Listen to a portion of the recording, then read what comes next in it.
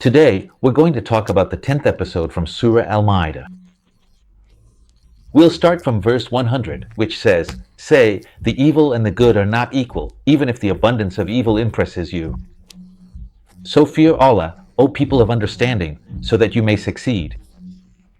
What does this mean here? Allah is telling the Prophet, "O Muhammad, say to your people or your community of believers that the people of obedience and the people of disobedience are not equal. They're not the same. The people of obedience will enter paradise, and the people of disobedience will enter hell, even if the number of the obedient is small and the number of the disobedient is large. So don't be impressed by the large number of sinners or disbelievers, for that matter." That was the meaning of the verse. The verse is clear. Who explained this meaning? The one who explained this meaning is the author of Jami al-Bayan fi Tafsir al-Quran, that's Al-Tabari. Sorry, I meant Al-Tabari, that's right. Now, my question is, what is the connection between this verse and the verses that came before it? I mean, the verse talks about the people of obedience and the people of disobedience, and that these two groups, the impure and the pure, are not equal. Very good. But the verses before it talk about Iram, hunting on land and sea, and the Kaaba. And whether these are landmarks for people. And whether it is a Qibla for people. And whether all of this is being discussed. What does this have to do with that? I mean, 101. O you who believe, do not ask about things which, if made clear to you, may trouble you. And if you ask about them while the Quran is being revealed, they will be made clear to you. Allah has pardoned that, and Allah is forgiving, forbearing. What is the reason for revelation here? There was a man named Suraka ibn Malik. Suraka asked the Prophet, "Is Hajj obligatory for us every year, O Messenger of Allah?" So the Prophet turned away from him and didn't answer. The important thing is, our guy Suraka was a bit dense and kept repeating the question 3 times. So the Prophet finally responded after the persistent questioning and said, "If I had said yes, it would have become obligatory. And if you were required to do it, you wouldn't be able to. And if you left it, you would be doomed. You'd end up in the fire, basically." You get what that means. It means the Prophet was telling them, those before you were destroyed because of their excessive questioning. The important thing is, if I command you to do something, take it, and if I forbid you from something, avoid it. But don't ask questions that would bring about new obligations while the revelation is still coming down, or else you'll be required to do them. I mean, I could say yes, and if I did say yes, that would simply mean it would become an obligation for you to perform Hajj every year. That's what it would mean, you know. The reason for this revelation was actually the question asked by Suraka ibn Malik. Alright, the meaning is very clear. You shouldn't ask about obligations you haven't been commanded to do while the revelation is still coming down. If you do ask, you'll be required to fulfill them, and if you're required to do them, you won't be able to, and if you can't fulfill them, you'll end up in hell right away. That's what the meaning was. Who mentioned this meaning? Where did it come from? It was mentioned by Al-Kashaf al-Zamakhshari. Actually, I have maybe 2 questions here. The first question is, why is the divine call, "O you who have believed," repeated 3 times in verse 101, verse 105, and verse 106? That was really my question, because after all, the whole speech is directed at the believers anyway. Alright. The second question is the Prophet a legislator, so that he could say, "If I had said yes, it would have become obligatory"? The Prophet is a conveyor of the message, a transmitter of the legislation. It is not his right to say yes or to say no, as we understand it. I mean, according to 13 texts, 13 Quranic verses, that literally state the messenger's duty is only to deliver the message. So, this means that his only mission is to convey the divine legislation. 102. These are the questions that Suraka asked. These. A people before you asked these same questions, then became disbelievers because of them. What does this mean? It means that the children of Israel asked their prophets these same questions before you, and they were burdened with obligations that were imposed on them, but they couldn't fulfill them, so they perished. They entered the fire, so don't do as they did. That's simply the meaning of the verse. The children of Israel, before you ask these same questions, the people referred to here are the children of Israel. Very good. Here. Who is the source?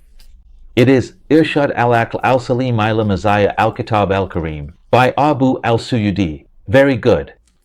Here, I don't have a question about verses 102 and 103. God did not make any Bahira, Sai, Ba, Wasila, or Hami. But those who disbelieve invent lies about God, and most of them do not understand. What does this mean? Bahira, Sai, Ba, Wasila, and all that. These are types of animals. By the way, it was the Arabs who did this. Read the article because I want to keep it brief. Basically, the Arabs used to forbid themselves from consuming certain milk and products from these animals, sometimes for women, sometimes for men, and things like that. Pay attention, the Bahira is the she-camel, just simply put, and the Wasila is the ewe. And the Ham is the stud male. The one that. That is. What does that mean? It means the male, the one who leads to reproduction, or mates with the female. That's the stud male, which is the Ham, and the Sai Ba is the camel. All of these, the Arabs used to say, for example, if a camel or a she-camel gave birth 5 times, then they would do something to its ear. And then, for some reason, they would forbid its milk and its products to women. And then there's the Sai Ba and other things like that. They kept forbidding certain things on themselves. You see, and what else did they used to say? They used to say that God is the one who made these rules. They were fabricating things about God. God didn't forbid anything. You see, that was the real issue. So if you want to read in detail, check out the article below the video. It explains the story of these 4 types of animals. Anyway, so what happened? Sometimes they would forbid things for women, and other times for both men and women. Some of the meat, milk, and products from these animals were forbidden for different reasons. You see, for example, if an animal gave birth 5 times, no, actually, if it gave birth 7 times, or if the male, the stud, I don't know, if he made it 10 times. You see, these are just really minor details, that's all. The point is, they were forbidding things that God never forbade, and they claimed that it was God who forbade them. That's basically what happened, or that's the meaning, really. So, what's the source here? It's Ma'alim al-Tanzil by al-Baghawi. Very good. Now, the question is, what's the connection between this verse and the ones before it? I mean, here you're talking to me about the customs of the people, customs that the Arabs practiced in the pre-Islamic era, or that the polytheists practiced. The Arabs in the pre-Islamic era practiced certain customs and falsely claimed about God, saying that God was the one who forbade all these things. But God never forbade what came before, nor did he ask the Prophet about obligations he never commanded. So, what's the connection between this and that? Honestly, for me, there's no real link between the 2 verses. 104. And when it is said to them, come, meaning, you are the ones claiming that God forbade this and that. So, we're telling you, here it is, when it is said to them. When it is said to them, come to what God has revealed and to the messenger, they say, enough for us is what we found our fathers doing. Even if their fathers knew nothing and were not guided. If we told them, forget about this thing you're forbidding. This is from the products of camels, which are mentioned in verse 103, from the products of animals. Sorry, I mean those mentioned in verse 103. And come to what God has made lawful. They'll say, no, we're really fond of what we found in the religion of our forefathers before us. All right. This is the central verse. So, what does it mean, then? That was the meaning. The meaning, once again, if the Arabs were told, come to what God has made lawful and leave what your forefathers forbade, they would say, no, we're very happy and comfortable with what we found our fathers doing, or in the religion of our fathers. And yet, their fathers, mind you, didn't know anything about religion in the first place. They knew nothing at all about religion. Is this the verse, the story? The source. Who added Al-Maidah in the science of tafsir? Ibn al-Jawzi. Very good. The truth is, there's a question here. What is he saying? He says, and when it is said to them, come to what God has revealed, that part is understandable. Okay, he says, and to the messenger. Honestly, this and needs to be looked at or discussed. Because what does to the messenger mean? Okay, so if you say to me, come, and when it is said to them, come to what God has revealed, to the messenger, I can understand that.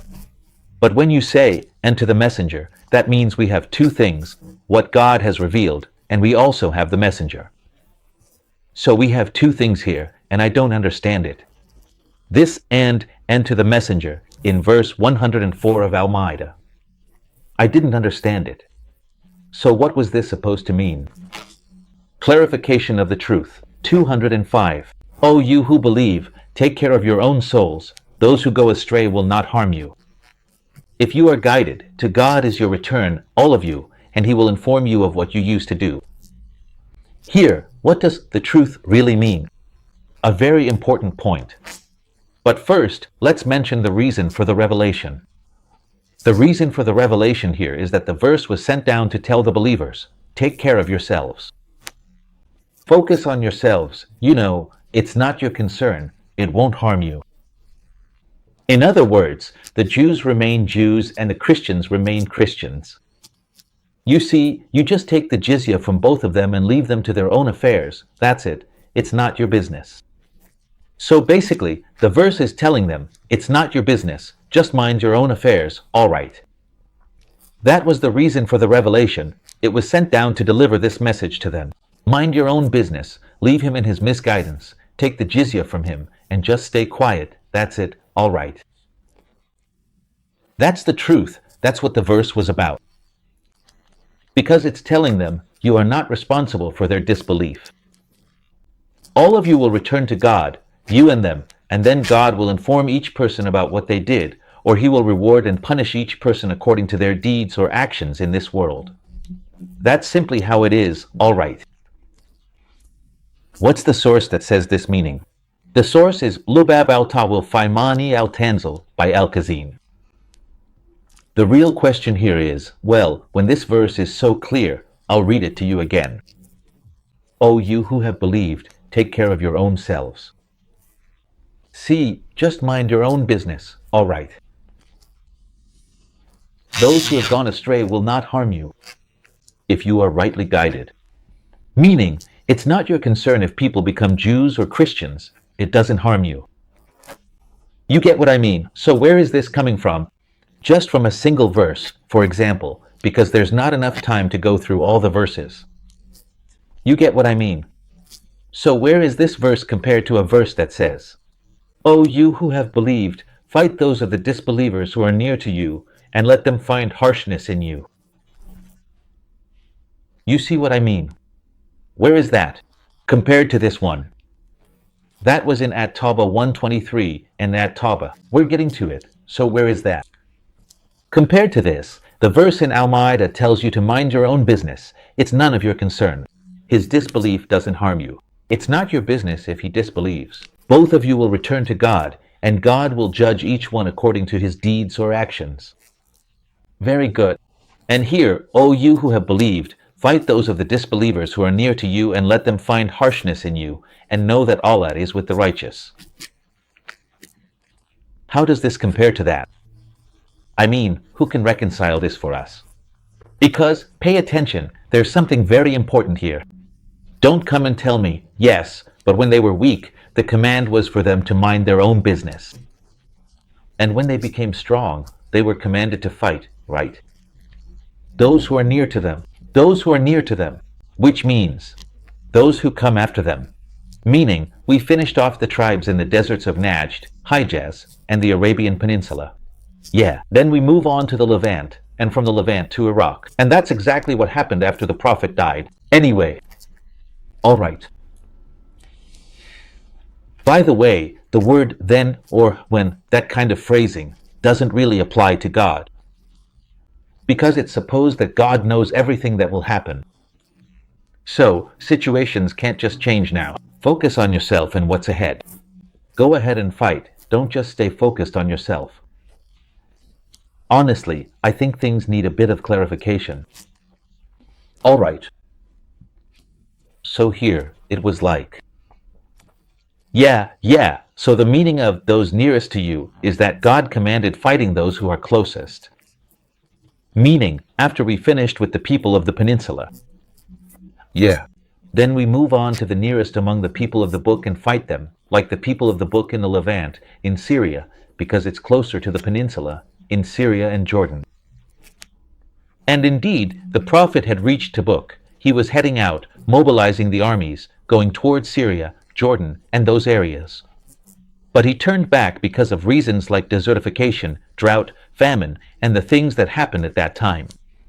Abu Bakr al-Siddiq and the rest of the caliphs, like Umar, continued his mission, all of this in fighting the people of the book in Iraq, the Levant, Egypt, and all those places. Is that clear? So honestly, the word when doesn't really apply to God. I mean, you can't just come and say to me, what? No, it's that when the Jews were good, he said to them, and we gave you the book, wisdom, and prophethood, and we favored you over. And we favored them over all the worlds. Okay, and then he comes and says to them, you will surely find the most intense of the people in animosity toward the believers to be the Jews and those who associate others with Allah.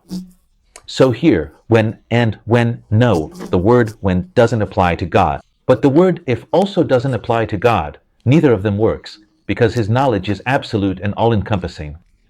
When and if only apply to humans.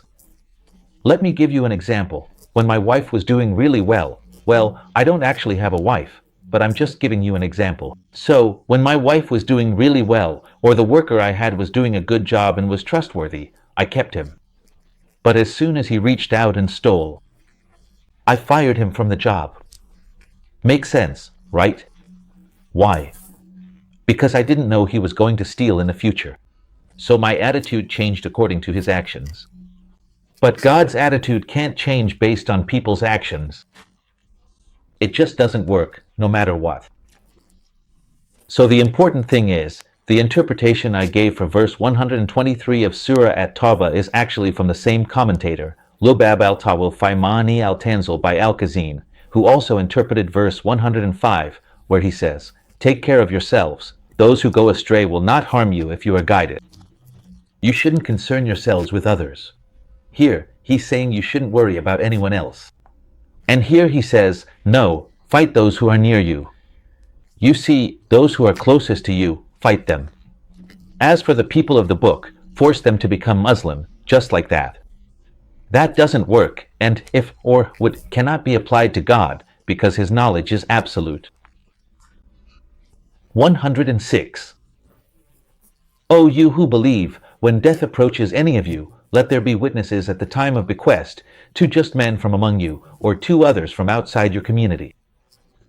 If you are traveling in the land and the calamity of death befalls you, let the 2 witnesses stand after prayer and swear by God if you doubt them. We will not sell this testimony for any price, even if it is for a close relative, and we will not conceal the testimony of God, for then we would surely be among the sinners. The reason for the revelation, simply put, is that there were 3 people, 2 Christians and 1 Muslim. The 2 Christians were named Adi ibn Zayd and Tamim al-Dari. Those were the Christians, and the Muslim was named Budail ibn Warqa. Anyway, the 3 of them finished their business, so where did they go? They went to the Levant, from the Arabian Peninsula to the Levant, to trade in goods, food, clothes, and all that stuff. When they arrived in the Levant, our man Budail ibn Warqa fell ill and felt he was on the verge of death, so he said to them, guys, please, do me a favor with my belongings. This bag of mine, make sure you return it to my family if I die. They said, all right. As for this bag, sir, he wrote a note listing everything inside it, like an inventory. This bag contains such and such items. 1 of this, 2 of that, 3 of something else. And he hid it in a place no one would ever think of. You see, so it would reach his family. Because he knew his family were as clever as he was, and they would search and find the note. Anyway, sir, among the things he left behind was a silver cup, gold-plated, and inside it were 300 mithqals or 300 coins. So, when he died, our friends got greedy for the silver. The 2 Christians, after they buried him, did their business and took his belongings. And then, did they return his belongings to anyone? To his family? So, yes, of course his family searched through his belongings. They thanked them, took their leave, and left. His family searched through his things and found that he had left a paper with a list of everything he owned, including that cup with 300 mithqals of silver. Anyway, those Christian friends of ours had taken the cup with the 300 mithqals of silver and left, and our people kept asking about where that item was.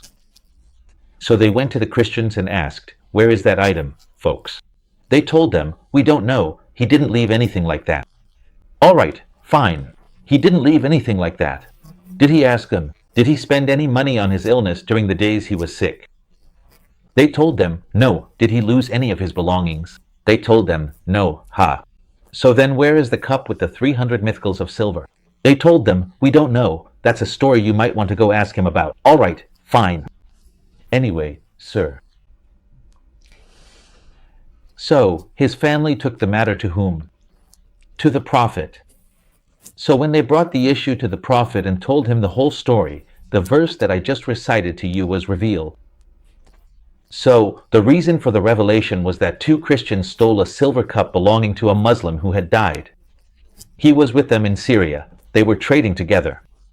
So now we clearly understand the reason. All right, so the verse was revealed. The important thing is, after the verse was revealed, the prophet summoned the two Christians to the mosque after Asr prayer and said to them, "Swear that you did not take the cup from Budayl ibn Waraqah after he died." So they swore that they did not take the cup, which contained 300 mithqals of silver, from Mr. Budayl ibn Waraqah. All right, fine, after some time, my friend. So of course, after they swore, the prophet let them go, all good. After a while, what did they find? The cup turned up with the two Christians in Mecca while they were selling it. So, where is this whole story mentioned? It's mentioned in Al-Kashf wa Al-Bayan by Al-Dhalabi. The questions here. Honestly. Yes, in verse 106. The first question says, what is the connection between verse 106 and verse 105? I mean, verse 106 talks about someone who is dying, if you notice, and about testimony when death approaches one of you. And all of that. All right, the verse before it talks about leaving the people of the book, the Jews and Christians, to their misguidance, and that it doesn't harm you if they go astray. So what's the connection between this and that? That was the point. Some people, were going to trade in the Levant, and one of them died. And by the way, the two verses that come after that are actually connected to verse 106. So 106, 107, and 108 are all about this topic. The issue of the man who died, that's the story of Ibn Warqa. All right. But the verse before it, the one before it, tells you to mind your own business. Don't concern yourself with those who go astray. Take the jizya from him and leave him be. So what's the connection between this and that? Between verses 106, 107, and 108 and the verse before them, verse 105. Honestly, I don't get it. Anyway. So that was one question. The second question. When they brought the case up again after they found the cup with the two Christians, and the two Christians said, that's not what we said. Of course, the first time they said, honestly, we don't know, we didn't see anything. But when they found the cup with them, now they'll say, I swear by God, after Asr prayer in the mosque, I swear, was it by the God of the Muslims or by the Lord Jesus Christ? That's the truth. I didn't know what they swore by. Anyway, verse 107. So if it is discovered, pay attention here, if they found the cup with the two of them. We're still following the same verse, the story about the substitute son of Waraqah who died. Here it is. So if it is discovered that they both deserve blame, the two Christians swore falsely, you see, they deserve blame, then two others will take their place from those who had the right against them, the first two. And they will swear by God, our testimony is truer than their testimony, and we have not transgressed. Otherwise, we would indeed be among the wrongdoers. The reason this was revealed is also when they found the cup with the two, Adi and Tamim, selling it in Mecca. So what did they say to them then?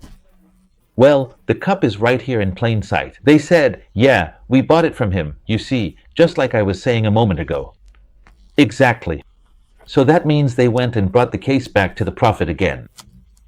They said to him, O Prophet of Allah, we caught Adi and Tamim stealing the cup and selling it in Mecca, and we actually found 300 mithqals of, what do you call it, silver coins.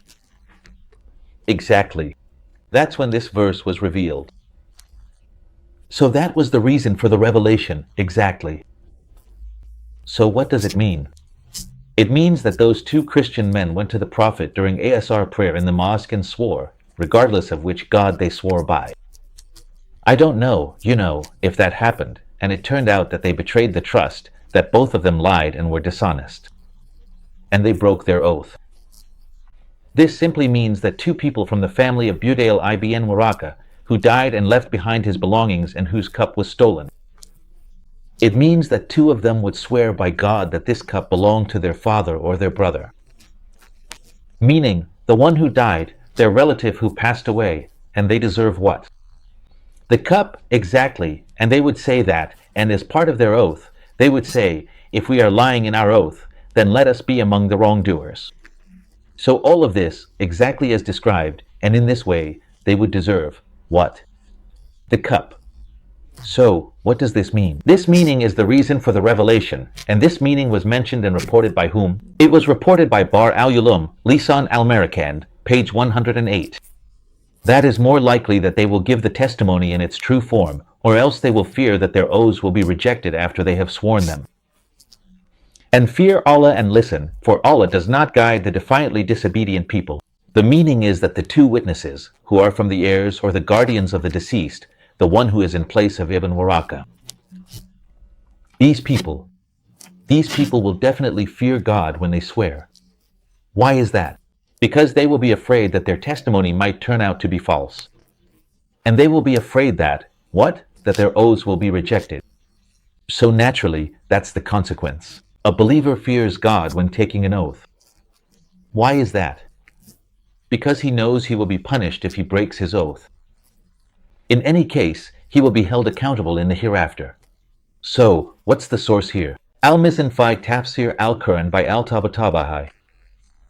Alright, so here we should know that the story of Budayl ibn Warqa, the Muslim, and Adi and Tamim, these three, their story took up 3 verses, 106, 107, and 180. This story was the direct reason for the revelation of these 3 verses from Surah Al-Maidah. What does this confirm? It confirms the time and place context of the Quran. That the Quran is connected to its revelation on earth.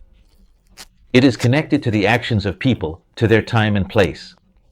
And if those 2 Christians hadn't stolen this cup from the late Budayl ibn Warqa, that simply means we wouldn't have read these verses at all, because they are tied to them.